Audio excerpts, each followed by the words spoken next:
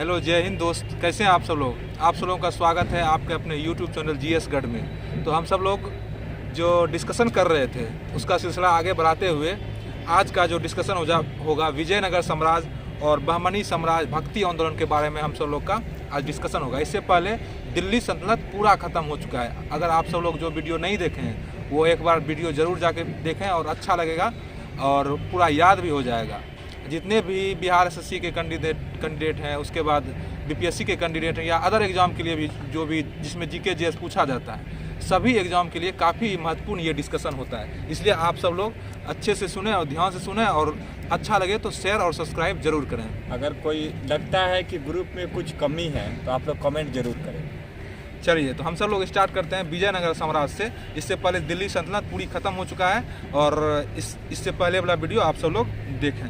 चलिए, हम लोग विजय साम्राज्य के बारे में चर्चा करते हैं। बताइए, विजयनगर साम्राज्य की स्थापना किस शासक के काल में, तुगलक मतलब कि दिल्ली सल्तनत के किस शासक काल में हुआ? मोहम्मद बिन तुगलक के शासन काल में हुआ। हाँ, मोहम्मद बिन तुगलक के शासन काल में हुआ था। कब हुआ था? 1336 में विजयनगर साम्राज्य की स्थापना किसने किया था? विजयनगर साम्राज्य की स्थापना हरिहर और बुक्का नामक दो भाई ने किया था। कब किया था? 1336 में। अच्छा, बताइए, इन दो भाइयों ने इस साम्राज्य का स्थापना किस नदी पर किया था? तुंगभद्रा नदी के किनारे। कहाँ? हम्पी नामक स्थान पर। कहाँ? तुंगभद्रा नदी के किनारे हम्पी नामक स्थान पर। कब किया था? 1336। किस उस समय ये तुगलक वंश में कौन सा शासक था? मोहम्मद बिन तुगलक थे। हाँ, ठीक है, और बताइए। किया था हरिहर एवं बुक्का ने। अच्छा, ये बताइए, हरिहर और बुक्का ने अपने पिता संगम के नाम पर विजयनगर साम्राज्य का पहला वंश का नाम संगम वंश रखा। अच्छा, विजयनगर साम्राज्य में कुल मिलाकर कितने वंश हुए? चार वंश। नाम बताइए। संगम वंश, सालू वंश, अरविलू वंश और तुलु वंश। संगम वंश, सालू वंश, तुलु वंश, अरविडू। इसका शॉर्ट ट्रिक देखिए, संगम सतवा। संगम संगम वंश, सतवा, संगम वंश, सालू वंश, तुलु वंश, अरविडू। ठीक ना? संगम वंश, सालू वंश, तुलु वंश, अरविडू वंश। विजयनगर साम्राज्य में कितने वंश हुए? चार वंश। ठीक है, अब देखिए संगम वंश के बारे में हम सब लोग जानते हैं। संगम वंश के संस्थापक किसको बोला जाता है? संगम वंश के हरिहर और बुक्का को। अच्छा, संगम वंश का पहला शासक हरिहर प्रथम बना 1336 से लेकर 1356। अच्छा, हरिहर प्रथम के दरबार में सायन नामक विद्वान रहते थे जिन्हें वेदों पर टीका की रचना किया। हरिहर प्रथम के दरबार में कौन रहता था विद्वान? सायन।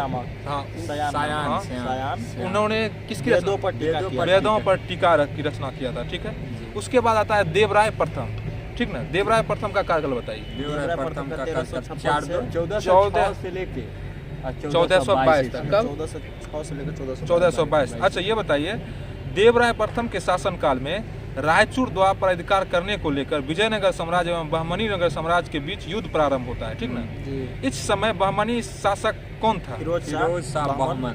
जब मतलब कि देवराय प्रथम के शासन काल में रायचूर द्वार पर अधिकार करने के लिए विजयनगर साम्राज्य एवं बहमनी साम्राज्य के बीच युद्ध प्रारंभ होता है, तो इस समय बहमनी का शासक कौन था? फिरोज शाह बहमन थे, जिसने देवराय प्रथम को पराजित कर दिया था। ठीक ना? देवराय प्रथम को पराजित कर दिया था। अच्छा, ये बताइए, देवराय प्रथम ने अपने सैनिकों में मुस्लिम सेना को भी नियुक्त किया था। अच्छा, ये बताइए, निकोली कोंटी कहाँ का यात्री था? इटली यात्री था जो देवराय प्रथम के काल में आए थे। देवराय प्रथम के दरबार में आए थे। ठीक ना? 1420 ईस्वी में। निकोली कोंटी कहाँ का था? इटली यात्री थे, देवराय प्रथम के शासन काल में आए थे। अच्छा, ये बताइए, विजयनगर प्रशासन के बारे में जानकारी कहाँ से मिलती है? विजयनगर प्रशासन ये मिलती है, हम बताते हैं। केडीआर के जो मतलब कृष्णदेव राय का जो एक रचना है अमुक्त मल्य, तो उससे मिलता है प्रशासन की मतलब की चर्चा।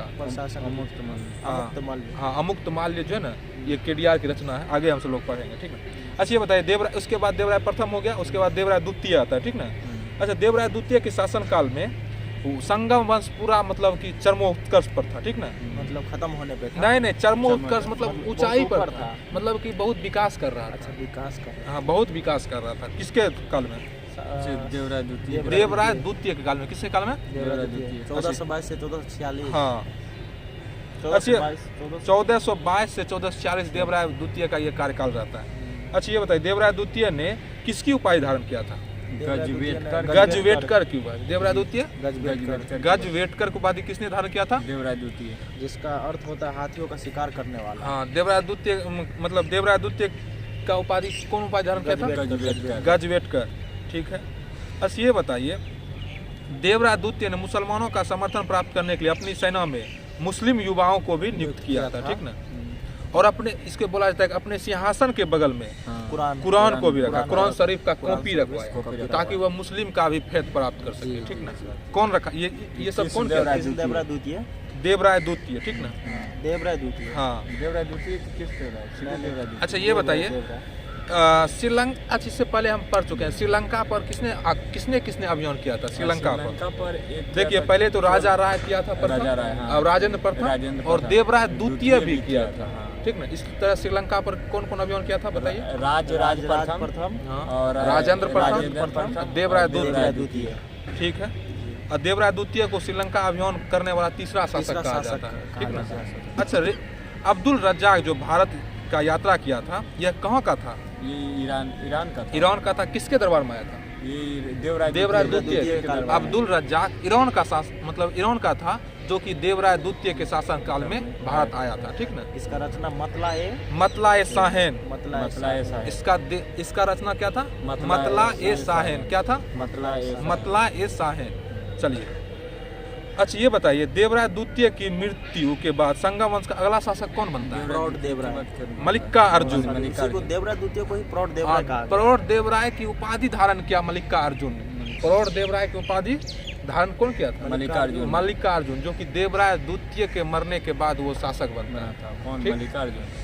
मल्लिका अर्जुन बनता है देवराय द्वितीय के मरने के बाद, ठीक ना। और ये कौन उपाधि धारण करता है? प्रौढ़ देवराय। कौन उपाधि धारण करता है? प्रौढ़ देवराय, ठीक है। उसके बाद देखिए संगम वंश का अंतिम शासक कौन था? विरूपाक्ष द्वितीय था। कौन था? विरूपाक्ष द्वितीय था, जिसकी हत्या के पश्चात सालूब नरसिंह नामक व्यक्ति ने संगम वंश के स्थान पर एक नया वंश, कौन वंश रखा? सालूब। कौन वंश रखा?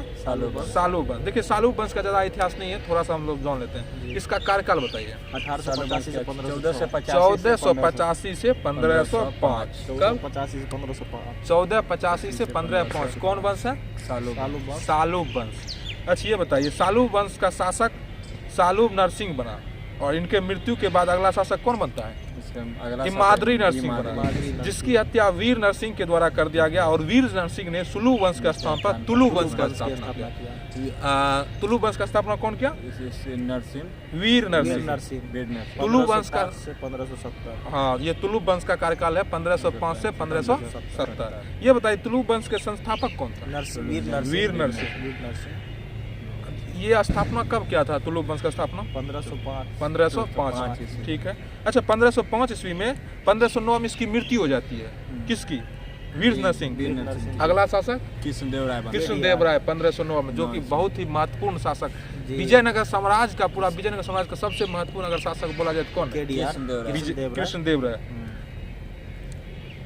अच्छा ये बताइए, एक और क्वेश्चन इसमें है, विजयनगर काल में दास प्रथा के बारे में जानकारी कौन देता है बताइए? इटली के यात्री निकोली कोंटी। किसके दरबार में निकोली कोंटी? देवराय प्रथम। कब आया था? 1420 में। देवराय प्रथम काल में निकोली कोंटी आया था 1420 में, जिन्होंने दास प्रथा का जानकारी दी विजयनगर साम्राज्य। चलिए आगे बढ़ते हैं। तुलु वंश में अब सबसे ज्यादा केडीआर के बारे में जो पूछता है क्वेश्चन, उसके बारे में हम सब लोग केडीआर के बारे में जानने का प्रयास करते हैं। देखिए केडीआर का कार्यकाल बताइए।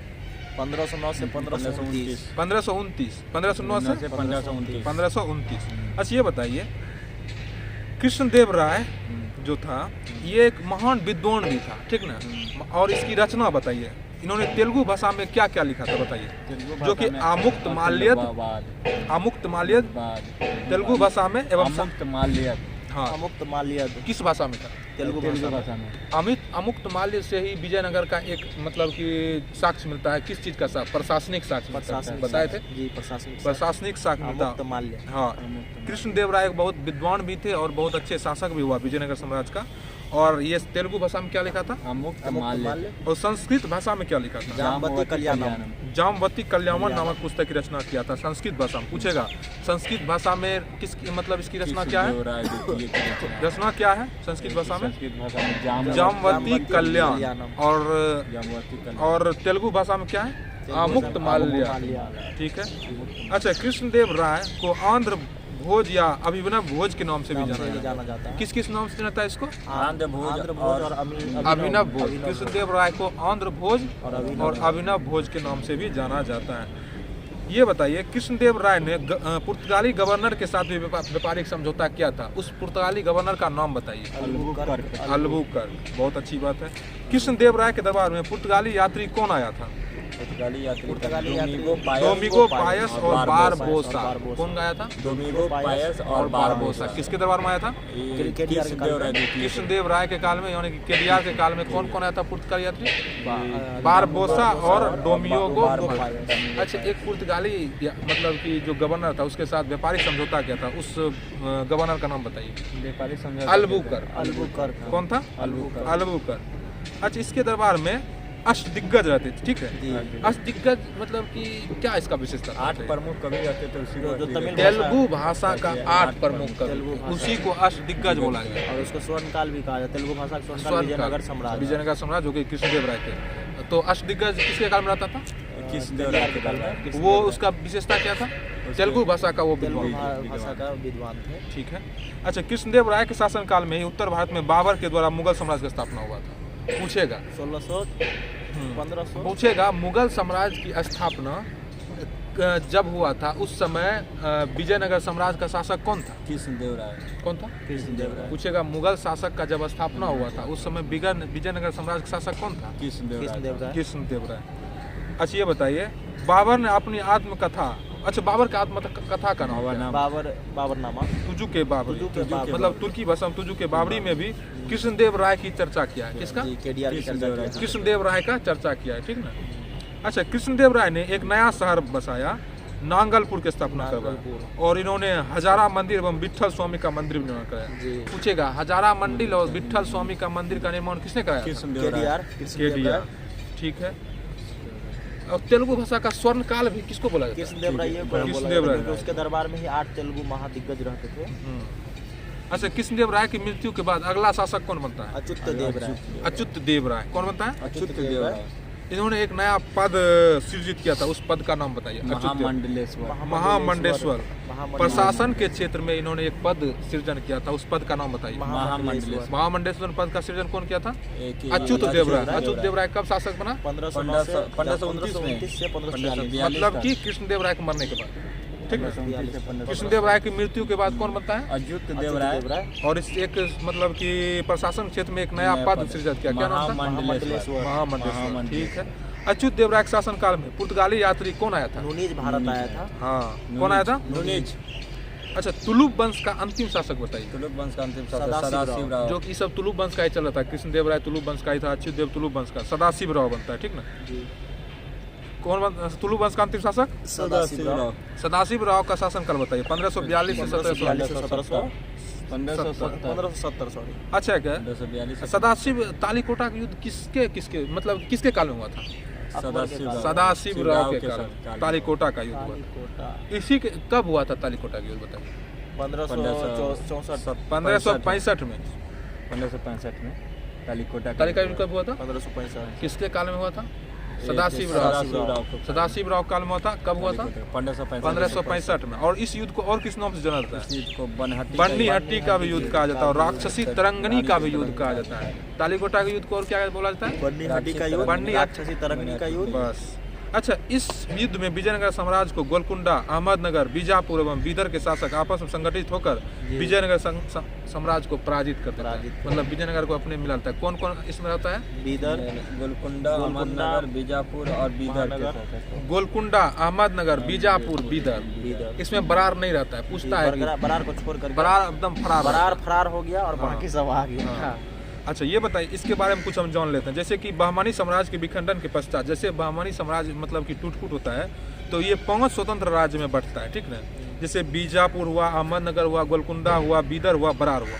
इन 5 राज्यों में से बरार को छोड़कर शेष राज्यों ने आपस में संगठित होकर विजयनगर के शासक सदाशिव को तालीकोटा के युद्ध में पराजित करता है और विजयनगर को अपने में मिला लेता है, ठीक ना। अच्छा, ये बताइए, तालीकोटा के युद्ध में विजयनगर साम्राज्य का नेतृत्व कौन कर रहा था?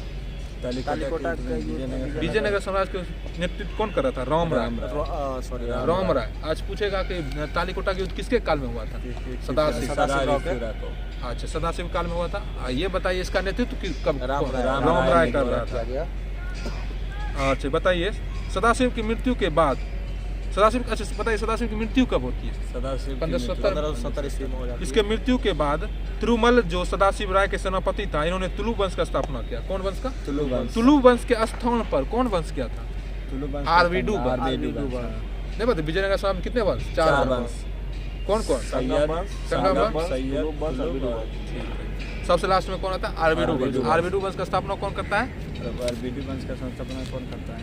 ये करता है सदाशिव राय की मृत्यु के बाद तिरुमल जो सदाशिव राय के स्थान पर आरवीडू वंश का स्थापना करता है। ठीक है, सदाशिव राय के सेनापति भी थे कौन? हाँ वही थे, सदाशिव राय के सेनापति तिरुमल था, जो कि आरवीडू वंश का स्थापना करता है। ठीक है, पूछे सिर्फ इसमें पूछेगा आरवीडू वंश का संस्थापक कौन था? तिरुमल। ठीक है, तिरुमल ने अपनी राजधानी पेनुकोंडा में बनाया। ठीक है, अच्छा यह वंश कब तक चला? आरवीडू वंश 1650 तक। कब तक चला? 1650 तक चला। इस वंश का अंतिम शासक रंगा तृतीय कौन था? रंगा तृतीय को शिवाजी ने पराजित करके विजयनगर साम्राज्य को मराठा साम्राज्य में मिला लेता है। मतलब कि विजयनगर साम्राज्य में मिला लेता है। नहीं, विजयनगर साम्राज्य शिवाजी पराजित करता है रंगा तृतीय को, और रंगा तृतीय को पराजित करके मराठा जो अपना साम्राज्य विजयनगर साम्राज्य को अपने साम्राज्य में मिला लेता है शिवाजी। तो पूछेगा विजयनगर साम्राज्य का सबसे अंतिम शासक कौन था? रंगा तृतीय, जो कि आरवीडू वंश का भी अंतिम शासक। ठीक है, कौन था? रंगा तृतीय को किसने पराजित किया? शिवाजी ने पराजित करके अब विजयनगर को अपने राज्य में मिला लेता है। इसके बाद हम सब लोग बहमनी साम्राज्य के बारे में पढ़ते हैं। ठीक ना, बहमनी साम्राज्य का कार्यकाल बताइए। 1337 से लेकर के 1347 से लेकर के 1518। कब? 1347 से लेकर 1518। तो ये बताइए बहमनी साम्राज्य की स्थापना कब हुआ था? 1347 में हसन गंगू के द्वारा हुआ था। किसके द्वारा हुआ था? बहमनी साम्राज्य की स्थापना कब हुआ था? 1347 किसके द्वारा? हसन गंगू के द्वारा। अच्छा ये हम थोड़ा सा पीछे पूछते हैं, आरवीडू वंश का सबसे अंतिम शासक कौन था? रंगा तृतीय। ठीक, रंगा तृतीय से पहले मतलब आरवीडू वंश का संस्थापक कौन था? उसके पहले था तिरुमल। कौन था? तिरुमल किसके मरने के बाद आरवीडू वंश को मतलब स्थापना किया? सदाशिव के मरने के बाद। ठीक है, अच्छा बहमनी साम्राज्य के बारे में हम सब लोग पूछ रहे थे। बहमनी साम्राज्य की स्थापना कब हुआ था? 1347 में हसन गंगू के द्वारा। हसन गंगू को ही अलाउद्दीन हसन बहमन शाह के नाम से जाना जाता है। ठीक ना, इन्होंने अपनी राजधानी कहाँ बनाया? कहाँ बनाया? गुलबर्गा। किसकी राजधानी था? बहमनी साम्राज्य की राजधानी गुलबर्गा। हसन गंगू के मृत्यु के बाद बहमनी साम्राज्य का अगला शासक कौन बनता है? मोहम्मद शाह प्रथम। और रायचूर द्वाब के क्षेत्र में किसके काल में मतलब कि युद्ध होता है? रायचूर का द्वाब के क्षेत्र में किसके काल में युद्ध होता है? मोहम्मद शाह प्रथम के काल में ही रायचूर द्वाब का युद्ध होता है। ठीक, मोहम्मद शाह प्रथम। इन्हीं के काल में रायचूर द्वाब के क्षेत्र पर अधिकार करने के लिए विजयनगर साम्राज्य एवं बहमनी साम्राज्य के बीच युद्ध प्रारंभ हो गया। ठीक ना, किसके काल में? मोहम्मद शाह प्रथम, जो लगभग कितने वर्षों तक चला? 200 वर्षों तक चला था। अंत में विजयनगर के शासक किसने अपने मिला? कृष्णदेव राय। केडीआर ने मतलब रायचूर को अपने अधिकार कर लिया। तो पूछेगा कि रायचूर के द्वाब पर जो अधिकार हो मतलब कि लड़ाई हो रहा था, तो ये बहमनी साम्राज्य का कौन शासक था? कृष्णदेव राय तो उसका था तुलु वंश। कौन था? मोहम्मद शाह प्रथम। कौन था? मोहम्मद शाह प्रथम। रायचूर के द्वाब में पूछेगा कि बहमनी साम्राज्य का शासक कौन था? मोहम्मद प्रथम। और रायचूर को अपने में कौन मिला लिया था? कृष्णदेव राय ने। लगभग ये कितने दिनों तक युद्ध चला था? 200 वर्षों तक कंटिन्यू चलते रहा। कभी ये राजा कभी वो राजा चलते रहा।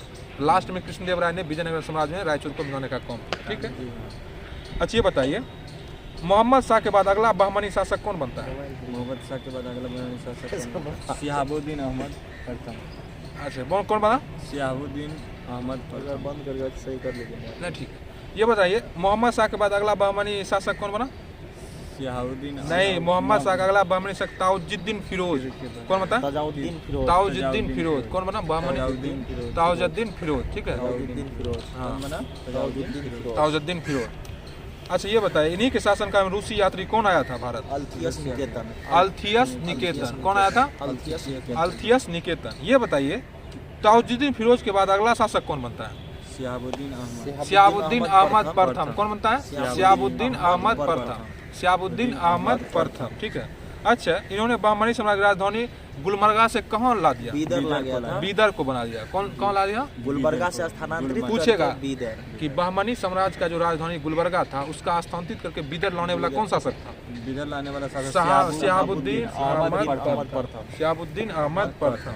अच्छा, शिहाबुद्दीन अहमद प्रथम को और किस नाम से जाना जाता था? संत अहमद। संत अहमद। कौन? संत अहमद। संत अहमद के नाम से जाना जाता था। अच्छा, शिहाबुद्दीन अहमद के पश्चात अगला शासक कौन बनता है? अलाउद्दीन हुमायूं। एक तो हुमायूं था वहाँ मुगल काल में, लेकिन यहाँ भी था बहमनी साम्राज्य में भी था अलाउद्दीन हुमायूं, ठीक ना, जो एक बहुत ही क्रूर शासक होता। मतलब उसके बारे में कहा जाता है कि वो बहुत ही क्रूर शासक था। किसके बारे में कहा जाता था? अलाउद्दीन हुमायूं। अलाउद्दीन हुमायूं किस वंश का शासक था? बहमनी साम्राज्य, ठीक ना। इन्हें जालिम हुमायूं का भी उपाधि दिया गया, ठीक ना। मतलब ये बहुत ही क्रूर था, जनता के द्वारा इसे जालिम हुमायूं कहा गया। ये बहुत ही क्रूर था, ठीक ना। अच्छा, ये बताइए, अलाउद्दीन हुमायूं ने अपने वजीर के पद पर किसको मतलब स्थापित किया? महमूद गावा को, जो काफी योग्य व्यक्ति था। इन्होंने ख्वाजा जहां के नाम से जाना जाता है। महमूद गावा को किसके नाम से जाना था? जहां। इनके पत्रों का संग्रह के नाम, मतलब इनके जो पत्रों का संग्रह था इसका नाम क्या था बताइए? रियाजुल इंसा। इनके पत्र का जो संग्रह था उसका नाम था रियाजुल इंसा। अच्छा, बहमनी साम्राज्य का अंतिम शासक कौन था? कलीमुल्लाह था। कौन था बहमनी साम्राज्य का अंतिम संस्थापक? इन्हीं के काल में बहमनी साम्राज्य 5 छोटे छोटे राज्यों में बंट जाता है। किसके काल में? पूछेगा कि बहमनी साम्राज्य किसके काल में 5 छोटे छोटे राज्यों में बसता है? कलीमुल्लाह। 5 छोटे छोटे राज्य बताइए कौन है? बीजापुर, अहमद, बरार, गोलकुंडा, बीदर। बीजापुर, अहमद, बरार, गोलकुंडा, बीदर, ठीक ना। ठीक है, इतना तक हम सब लोग बहमनी साम्राज्य को इतना पूरे हम देख लिए, ठीक ना। स्थापना देख लीजिए इसका पूरा वर्ष के साथ। अच्छा, हम इसको थोड़ा सा वर्ष भी, जैसे कि बीजापुर कब मतलब बना? 1489। अहमदनगर का बना 1490। देखिए, बीजापुर कब बना? 1489। अहमदनगर 1490। उसके बाद बरार बनता है 1490। मतलब कि अहमदनगर और बरार कब? 1490 में। 1490 में अहमदनगर, बरारो भी 90 में। अरे आप सुनिए, देखिए बरार कब बनता है? 1490। अहमदनगर 1490। बीजापुर 1489। गोलकुंडा 1512। बीदर 1526। बीदर 1526। आपको बाबर से याद कर लीजिए बीदर को। हाँ, बीदर 1526 में बाबर भी आए थे। हाँ, अब बीदर भी 1526 में स्थापना हुआ, ठीक ना। अमीर अली बरीद के द्वारा संस्थापक था ना वो। मतलब अमीर अली बरीद बीदर का संस्थापक था, जो कि 1526। एक बार और बताइए, बीजापुर का स्थापना बताइए। 1489। अहमदनगर का बताइए। 1490। बरार बताइए। 1490। गोलकुंडा बताइए। 1512। और बीदर बनाइए 1526। एक बार और बोलिए। 1489। बीजापुर, अहमदनगर 1490, बरार 1490, उसके बाद गोलकुंडा 1512, बीदर 1526, बरार 1512, बरार 1490, बरार 1490, अब बीदर 1526, ठीक है। और इसके संस्थापक उतना जरूरी नहीं है, ठीक है। उसके बाद हम सब लोग ये बहमनी साम्राज्य खत्म हो जाता है। उसके बाद हम भक्ति आंदोलन के बारे में चलते हैं, जो कि इससे काफ़ी क्वेश्चन पूछता है। भक्ति आंदोलन से काफ़ी क्वेश्चन पूछता है, आप सब लोग ध्यान से सुने और डिस्कशन करते रहें, ठीक है। देखिए, भक्ति आंदोलन के बारे में हम सब लोग चर्चा करते हैं थोड़ा सा। प्राचीन काल में भक्ति भाव का धारा का चर्चा छंदों के उपनिषद में किया गया है, ठीक ना। इसमें कृष्ण ने अपने गुरु घोर अंगिरस के प्रति भक्ति भाव दिखाया था, ठीक ना। अच्छा, भक्ति कितने प्रकार का होता है? राम भक्ति, कृष्ण भक्ति मतलब सगुण भक्ति, निर्गुण भक्ति, दो प्रकार के। हाँ, सगुण और निर्गुण। सगुण और निर्गुण भक्ति। देखिए, सगुण में किसको रखा गया? जो राम भक्ति को, कृष्ण भक्ति। कृष्ण। और निर्गुण में संत और सूफी। संत और सूफी। अच्छा, सगुण और निर्गुण का फर्क कुछ बताइए। देखिए, सगुण किसको बोला जाता है, हम बताते हैं। सगुण में देखिए मूर्ति पूजा होता है, सगुण में मूर्ति, और निर्गुण में मूर्ति पूजा नहीं होता है। जैसे सगुण में राम की मूर्ति बनती है, कृष्ण की मूर्ति बनती है ना, तो सगुण में मूर्ति पूजा और निर्गुण में मूर्ति पूजा नहीं होती। निर्गुण में संत और सूफी को रखा गया, सगुण में राम और कृष्ण को रखा गया। इतना समझ गया? मतलब कि भक्ति दो प्रकार का, सगुण भक्ति, निर्गुण भक्ति। सगुण में किसको रखा गया? राम और कृष्ण। और निर्गुण में संत और सूफी। संत और सूफी, जो कि संत सूफी है। ठीक ना। अच्छा, अब हम आगे बढ़ते हैं। ये बताइए पूर्व मध्यकाल में भक्ति आंदोलन की शुरुआत दक्षिण भारत में किसके द्वारा किया गया था? दक्षिण भारत में किसके द्वारा किया गया? मतलब पूर्व मध्यकाल में भक्ति आंदोलन की शुरुआत दक्षिण भारत में नैनार संतों के द्वारा, किसके द्वारा? बोलिए आप सब। नैनार संतों। नैनार संतों के द्वारा कहाँ आंदोलन शुरुआत किया गया था भक्ति आंदोलन का? पूर्व मध्यकाल के दक्षिण भाग में, दक्षिण भारत में, दक्षिण भारत पूर्व मध्यकाल के दक्षिण भारत में नैनार संतों के द्वारा भक्ति आंदोलन का प्रचार प्रसार किया गया था। अच्छा, नैनार कौन धर्म को मानता था? शैव धर्म से संबंधित है। नैनार शैव धर्म शैव धर्म से। अच्छा, ये बताइए पूर्व मध्यकाल में ही शंकराचार्य नामक संत ने कौन मत का प्रतिपादन किया? अद्वैतवाद। बोलेगा अद्वैतवाद किसने दिया था? शंकराचार्य। शंकराचार्य। किसने दिया था? शंकराचार्य ने, जिसमें कहा था कि ब्रह्मा सत्य और सत्य मिथ्या है। ठीक ना? ब्रह्मा सत्य और सत्य मिथ्या नहीं, ब्रह्मा सत्य और जगत मिथ्या है। ब्रह्मा सत्य है और जगत मिथ्या है। कौन? किसके? अद्वैतवाद में शंकराचार्य दिया। उसमें क्या बोला गया था? ब्रह्मा सत्य है लेकिन जगत जो है ये मिथ्या है। ठीक है, आगे बढ़ते हैं। शंकराचार्य ने जिस संप्रदाय का स्थापना किया उस संप्रदाय का नाम क्या था? स्मृति संप्रदाय। इन्होंने अपने अद्वैतवादी मत का प्रचार करने के लिए भारत में 4 मठ का निर्माण किया। 4 मतलब कि चारों जगह 4 दिशाओं में एक मठ का स्थापना किया था। तो बताइए पूरब में इसका मठ का क्या नाम था? गोवर्धन पीठ। कहाँ था? उड़ीसा में। उड़ीसा के जगन्नाथपुरी में। उड़ीसा के जगन्नाथपुरी में गोवर्धन पूरब में है। ठीक ना?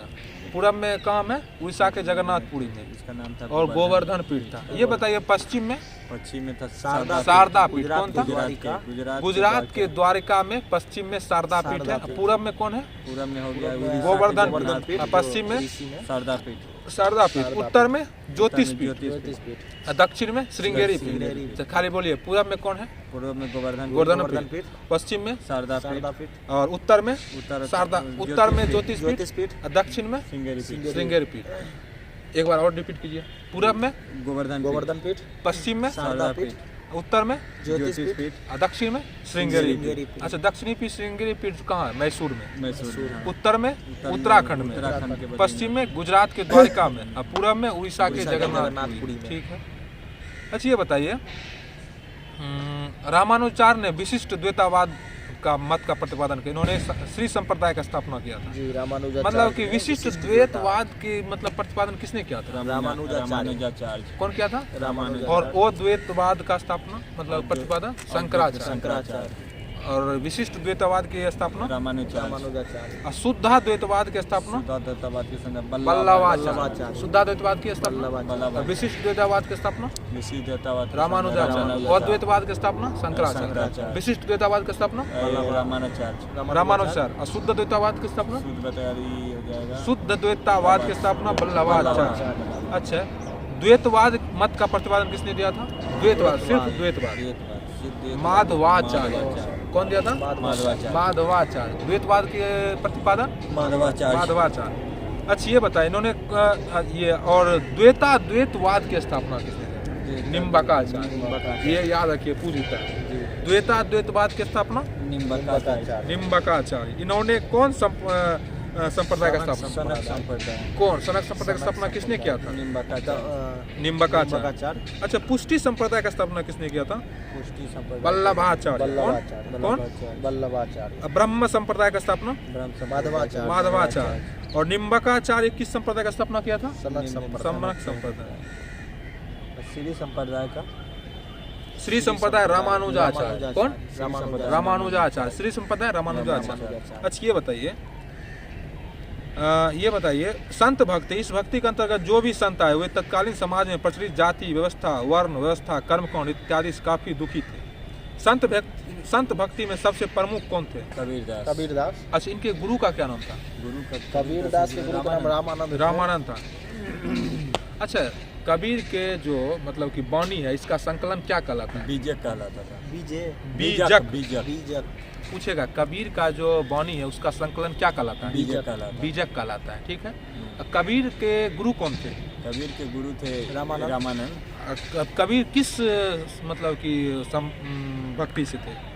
किस भक्ति से? मतलब कि संत भक्ति की सूफी भक्ति? संत भक्ति से। कबीर संत भक्ति से। अच्छा, ये पूछेगा कबीर किस राजा के समकालीन थे? ये था जहांगीर लोधी का। वंश के शासक था, बताइए। लोधी वंश इब्राहिम लोधी। सिकंदर लोधी के समकालीन। Oh, कौन? sorry, सिकंदर लोधी, yes, सिकंदर लोधी के समकालीन। अच्छा, आगरा शहर का स्थापना किसने किया था? सिकंदर लोधी। फिरोज शाह तुगलक। फिरोज शाह तुगलक। आगरा शहर नहीं। सिकंदर लोधी। सिकंदर लोधी ने सिकंदर था। लोधी, आगरा। हाँ सिकंदर लोधी फिरोज शाह तुगलक जो है ना, नहरों का जाल जाल बिछाया था। बिछाया था। नहीं, इंदौर का भी स्थापना किया था। हाँ। इंदौर- फिरोज शाह तुगलक तो लगभग जौनपुर 300 शहर से आया था। दूर 300 लगभग 300 शहर का स्थापना किया था फिरोज शाह तुगलक। जौनपुर को मतलब पूछा जाता है, इसलिए हाँ। जौनपुर शहर फिरोज शाह तुगलक के द्वारा बसाया गया। अच्छा, ये बताइए कबीर दास की समाधि कहाँ स्थित है? कबीरदास यूपी में। यूपी में। मगहर के यूपी में, ठीक ना। अच्छा, अन्य भक्ति संत के बारे में कुछ बताइए। जैसे कबीर दास था, रैदास था, धन्ना था, सदना था, नानक था, ये सब क्या था? पूछेगा इसमें भक्ति संत कौन है? पूछेगा भक्ति संत इसमें कौन है? भक्ति संत का नाम बताइए। कबीर है। कबीर दास, जी, रैदास, रैदास, सदना, धन्ना, नानक। नानक, ये सब कौन थे? संत भक्ति संत के। भक्ति थे। तो संत भक्ति के कौन कौन बताइए, एक बार बोलिए आप सब लोग। कबीर दास, कबीर था। रैदास, रैदास, सदना, सदना, धन्ना, नानक। कबीर, रैदास, सदना, धन्ना, नानक। धन्ना किस जाति से थे? नाना जो थे वैश्य जात। थे। धन्ना जाट थे, सदना कसाई थे, कसाई थे। ठीक ना। रैदास चमार थे रैदास और चमार थे। कबीर जुल्हा थे कबीर जुल्हा थे। और नानक नानक जो थे वैश्य थे। जाति से, ठीक ना, बनिया जाति से थे। नानक नानक बनिया जाति से थे, ठीक ना। अच्छा, ये बताइए, अब देखिए गुरु नानक के बारे में हम सब लोग पढ़ते हैं, ठीक ना। मतलब कि गुरु नानक जी ने पंजाब क्षेत्र में निर्गुण भावधारा का प्रचार किया था, ठीक ना। निर्गुण भावधारा का प्रचार किसने किया था? निर्गुण गुरु नानक ने। गुरु नानक जी गुरु नानक जी ने। कि कहाँ? कहाँ? पंजाब के क्षेत्र पंजाब के क्षेत्र में। कहाँ? गुरु नानक पंजाब के क्षेत्र में। पंजाब के क्षेत्र में किसने निर्गुण भाव का अति किया था, बताइए। गुरु नानक गुरु पंजाब नानक- के क्षेत्र में निर्गुण भाव का ये गुरु नानक गुरु नानक जी थे। इन्होंने ही सिख संप्रदाय का स्थापना किया था। कौन? सिख- गुरु सिख नानक। संप्रदाय। अच्छा, इनका जन्म कब हुआ था? बताइए। 1469 कहाँ हुआ था? पटना में। तलवंडी में हुआ था। तलवंडी में हुआ था, हाँ। ननकीना साहब पंजाब के। राज्य के तलवंडी में हुआ था। हाँ, वही जो कि पंजाब अभी पंजाब मतलब वहाँ है, पाकिस्तान में पड़ता है। पाकिस्तान तलवंडी। तलवंडी। पाकिस्तान में पड़ता है। अच्छा, ये बताइए, उत्तर भारत में भक्ति आंदोलन लाने का श्रेय किसको जाता है? उत्तर भारत में रामानंद थे। रामानंद को जाता है। किसको जाता है? रामानंद। रामानंद को, ठीक है। अच्छा, ये बताइए, सिख में कुल कितने गुरु हुए? 10 सिख में 10 गुरु हुए। प्रथम गुरु कौन थे? प्रथम गुरु गुरु नानक। नानक। 10वां गुरु? 10वां गोविंद गुरु सिंह। गुरु गोविंद सिंह। जिनका जन्म कहाँ हुआ? साहिब में। पटना साहिब में। और दूसरे गुरु कौन थे? अर्जुन अंगद, देव अंगद। हाँ जो कि गुरु लिपि का जनक माना जाता है। हाँ, का जनक। अंगद के बचपन का नाम क्या था? बचपन लहना। में लहना। क्या था? लहना। लहना। अच्छा, एक बार बताइए संत भक्ति का कुछ बताइए। संत भक्ति का कुछ बताइए। संत भक्ति का लोग बताइए, नाम बताइए। कबीर दास हो गया, कबीरदास हो गया, साईदास हो रामदास। गया, रामदास। राम- कबीर रामदास कहाँ? कबीर, रैदास, रैदास, सदना, धन्ना, धन्ना, नानक। नाना और एक था नानक। नानक, जी। ठीक ना। कबीर जात से जुल्हा। जी। रैदास रैदास, चमार, चमार, सदना कसाई, धन्ना जाट, कसाई, नानक धन्ना वैश्य। जाट। धन्ना क्या था? जाट। धन्ना जाट। जाट और नानक जी वैश्य थे। अच्छा, ये बताइए, गुरु नानक, गुरु गोविंद सिंह का जन्म कहाँ हुआ था? गुरु गोविंद सिंह का पटना साहिब। पटना साहिब में। साहिब। अच्छा, गुरुमुखी लिपि का जनक किसको माना जाता है? अंगद को। अंगद को। गुरु अंगद, जो गुरु कि अंगद, हाँ वही। दूसरे गुरु था। दूसरे गुरु था। इसके बचपन का नाम क्या था? गुरु अंगद का। लाहना। लाहना। अच्छा, लाहना, लाहना, लहना। अच्छा, ये बताइए, चौथे गुरु चौथे गुरु थे ये क्या बोलते हैं? गुरु रामदास। गुरु रामदास, हाँ। जो कि कहा जाता है कि मुगल बादशाह अकबर से अच्छा संबंध था, ठीक था, है। जिसने अमृतसर- मतलब कि नहीं, रामदास को अमृतसर की स्थापना के लिए हाँ। जमीन दान दिया था। कौन? कौन दिया था? अकबर दिया। अकबर दिया था। अकबर दिया था, ठीक ना। बताइए। अच्छा, ये बताइए, गुरु रामदास को अमृतसर स्थापना के लिए किसने जमीन दान दिया था? ये अकबर दिया अकबर था। दिया था। अकबर, ठीक ना। अच्छा, पांचवें गुरु कौन थे? पांचवें गुरु थे गुरु गोविंद अरे, गुरु अर्जुन देव। गुरु अर्जुन देव। कौन पांचवें थे? गुरु अर्जुन देव। अर्जुन देव। हाँ, पांचवें गुरु अर्जुन देव। इन्होंने अमृतसर में प्रसिद्ध स्वर्ण मंदिर का निर्माण निर्माण करवाया, ठीक करवाया था, ना। हाँ। पूछेगा कि स्वर्ण मंदिर का निर्माण किसने करवाया था? अर्जुन देव, गुरु अर्जुन देव ने। कौन, कब, मतलब कि कितना गुरु था? पांचवें गुरु थे। गुरु थे। इन्होंने सिख के पवित्र ग्रंथ गुरु ग्रंथ साहिब या आदि ग्रंथ की रचना भी किया।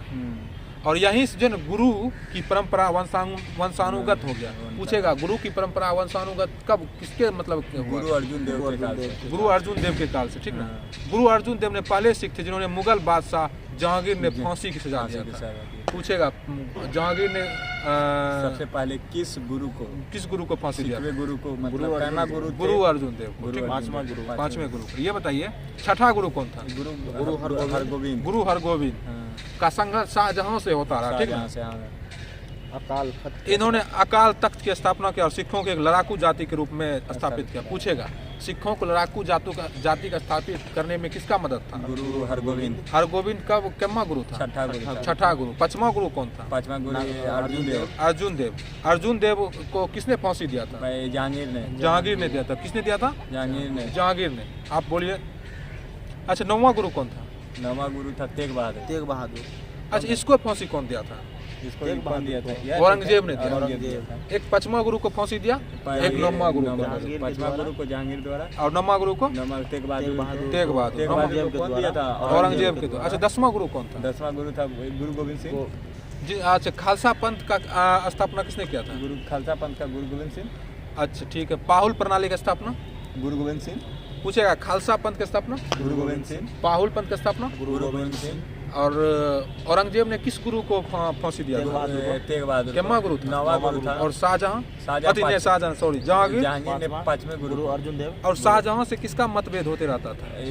गुरु हरगोविंद को। गुरु हरगोविंद से। और कितना गुरु था? छठा गुरु था। अच्छा, ये बताइए अब सूफी भक्ति के बारे में जानते हैं, ठीक ना? संत भक्ति हम थोड़ा सा पढ़ लिए, अब सूफी भक्ति के बारे में जानते हैं। सूफी भक्ति की उत्पत्ति अरबी भाषा के सब सफा से उत्पन्न होता है, जिसका अर्थ होता है पवित्र। क्या होता है? पवित्र। अच्छा, सूफी, अच्छा, इसमें जो चिश्ती संप्रदाय आता है, ठीक ना? भारत में चिश्ती संप्रदाय का संस्थापक कौन था? मोइनुद्दीन चिश्ती। अच्छा, मोइनुद्दीन चिश्ती किसके साथ भारत आया था? मोहम्मद गौरी के साथ 1192 ईस्वी में भारत आए और यहीं पर बस जाता है।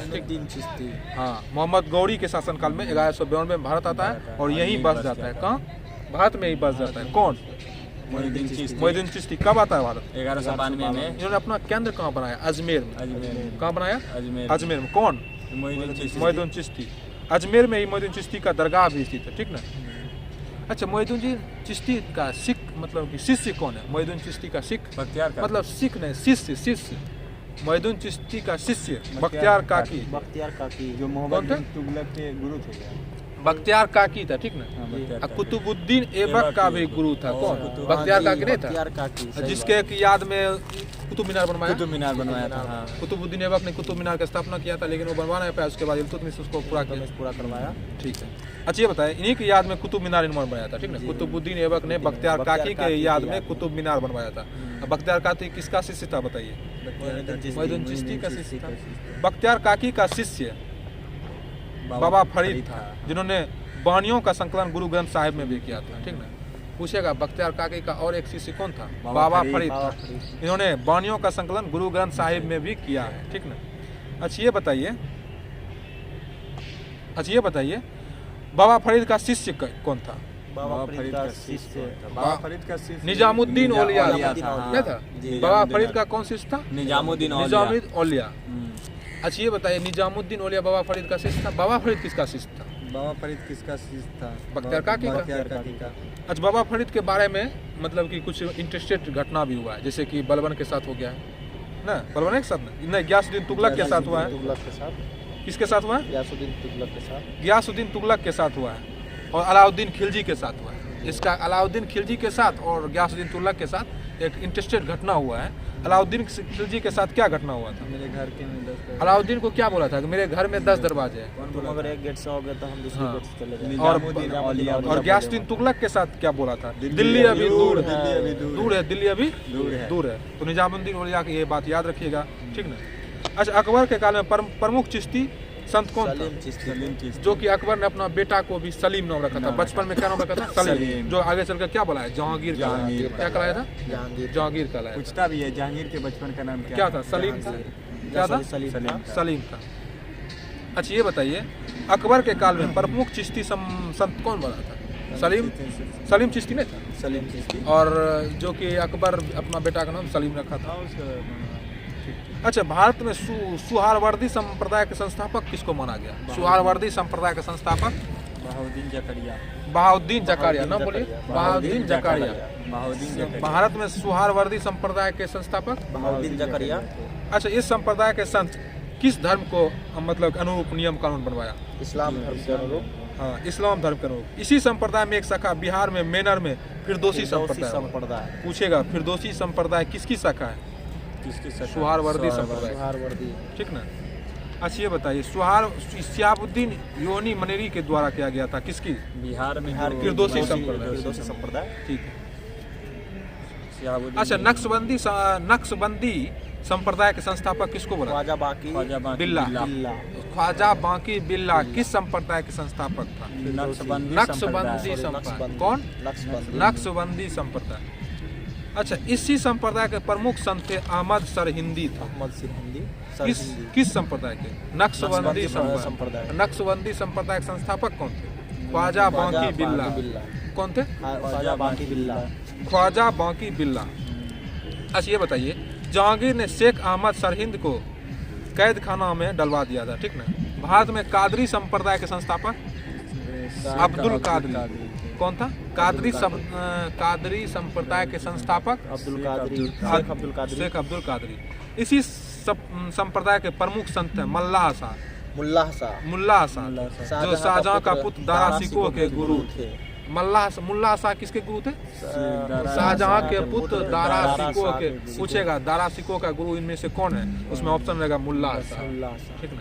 अब देखिए, अब ये कौन बोल गया? सूफी भक्ति हो गया। अब सगुन भक्ति।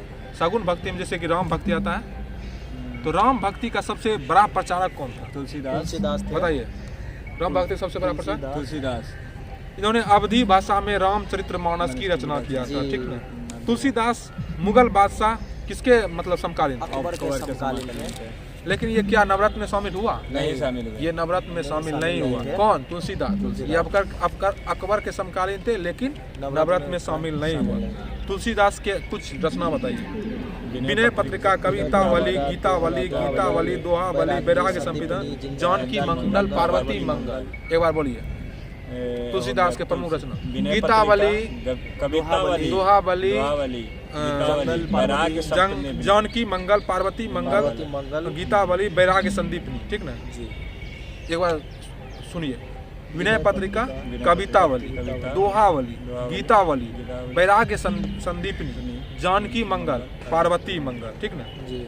अब देखिए, राम भक्ति में इतना इम्पोर्टेंट है। बहुत इम्पोर्टेंट है। उसके बाद कृष्ण भक्ति में हम चलते हैं, ठीक ना।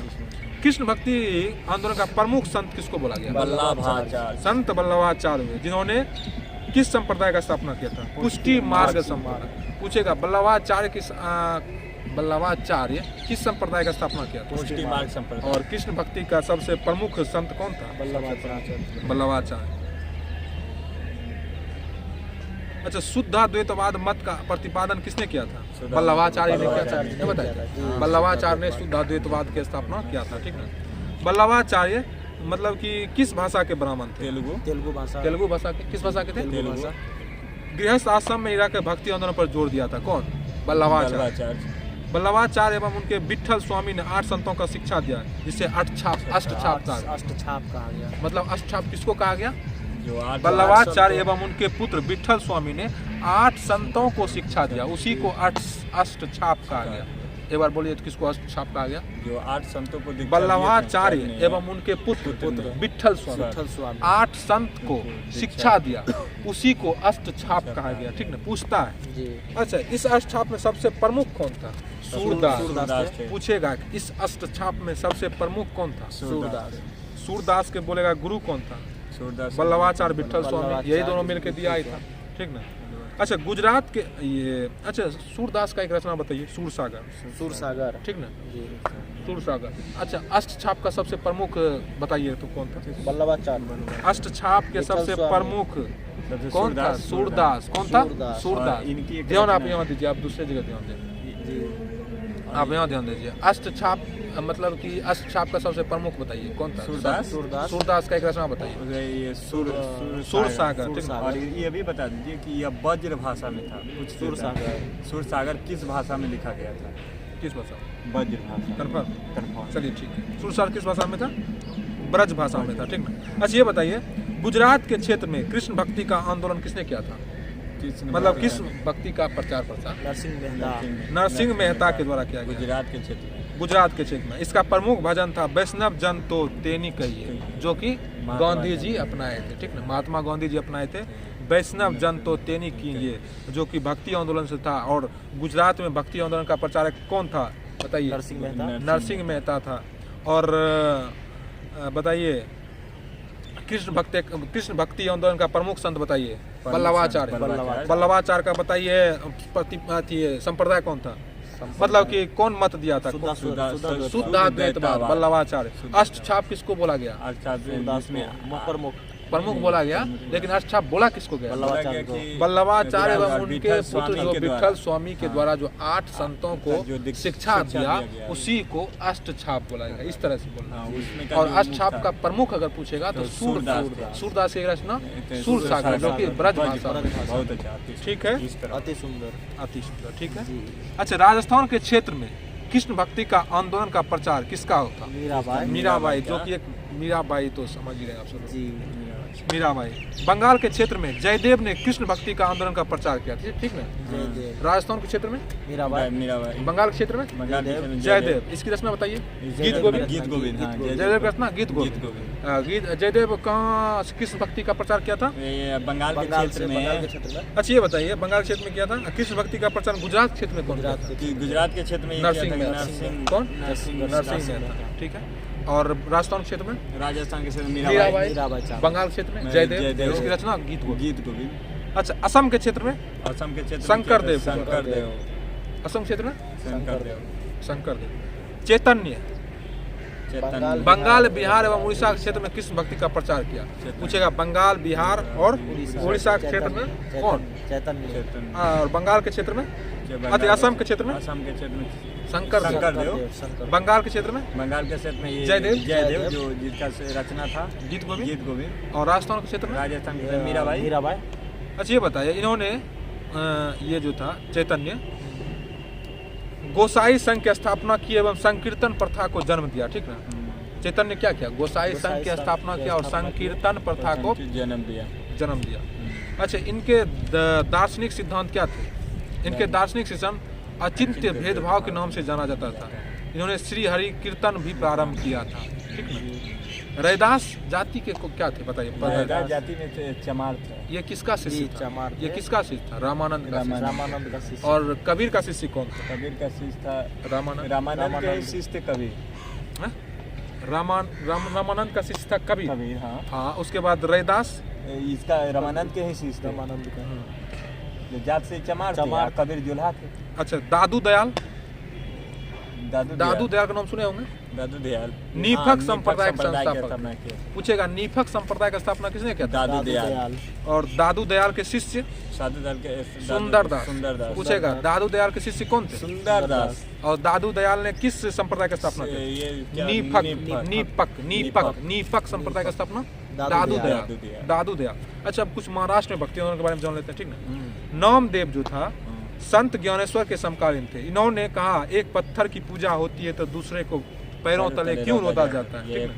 यदि एक भगवान है तो दूसरा भी भगवान। ये बात किसने कहा था? नामदेव ने कहा था। ये किसके समकालीन थे? ये किनके समकालीन? संत ज्ञानेश्वर के समकालीन। हाँ। अच्छा, संत ज्ञानेश्वर 1271। अच्छा, भागवत मतलब मराठी भाषा में भागवत गीता पर टीका किसने लिखा? संत ज्ञानेश्वर। पूछेगा मराठी भाषा में भागवत गीता पर टीका किसने लिखा? संत ज्ञानेश्वर। संत ज्ञानेश्वर किसके समकालीन थे? संत ज्ञानेश्वर के समकालीन कौन थे? नामदेव, ठीक ना। अच्छा, बताइए तुकाराम शिवाजी के समकालीन थे। पूछेगा शिवाजी के समकालीन कौन थे? तुकाराम। इन्होंने बारकरी संप्रदाय ना। हाँ, तुकाराम बारकरी संप्रदाय का स्थापना किया था। पूछेगा तुकाराम किस संप्रदाय का स्थापना? बारकरी संप्रदाय। अच्छा, दासबोध नामक पुस्तक की रचना किसने किया? रामदास। दासबोध नामक पुस्तक की रचना रामदास। एक बार और बताइए आप सब। इधर देखिए, शिवाजी किसके समकालीन थे? शिवाजी किसके समकालीन थे? तुकाराम शिवाजी के समकालीन थे, ठीक ना। इन्होंने ये किस संप्रदाय का स्थापना किया? बारकरी स्थापना। दासबोध नामक पुस्तक की रचना किसने किया था? दासबोध का नाम का पुस्तक रामदास। अच्छा, बताइए गुजरात के क्षेत्र में कृष्ण भक्ति का प्रचार प्रसार किसने किया था? नरसिंह मेहता। बंगाल क्षेत्र में जयदेव। और बंगाल, बिहार, उड़ीसा के क्षेत्र में चैतन्य। राजस्थान में मीराबाई।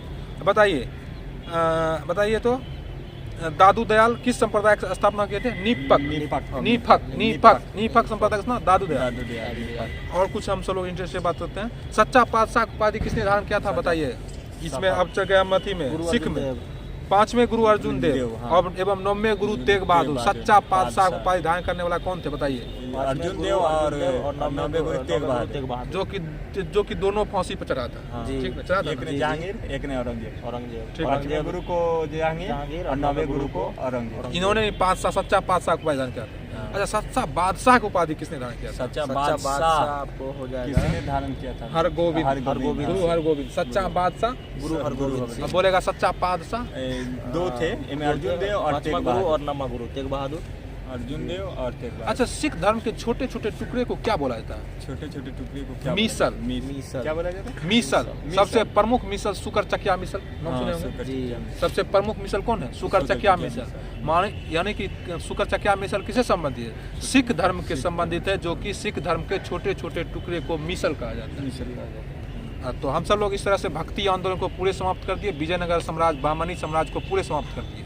अगर आप सब लोगों को ये वीडियो अच्छा लगता है तो प्लीज़ लाइक और शेयर और सब्सक्राइब जरूर करें और ज़्यादा से ज़्यादा देखने का प्रयास करें। 1 बार 2 बार देखें और शेयर भी करें। का जो चलेगा कल का जो हम सब लोग चलेगा मुगल साम्राज्य चलेगा आगे में, और इसी तरह टॉपिक वाइज चलता रहेगा। टॉपिक वाइज आपको यूट्यूब पर कहीं भी डिस्कशन नहीं मिलेगा, इसलिए इसको आप ज़्यादा से ज़्यादा देखें और ज़्यादा से ज़्यादा शेयर करने का प्रयास करें। तो चलिए मिलते हैं नेक्स्ट सेशन में, तब तक के लिए धन्यवाद।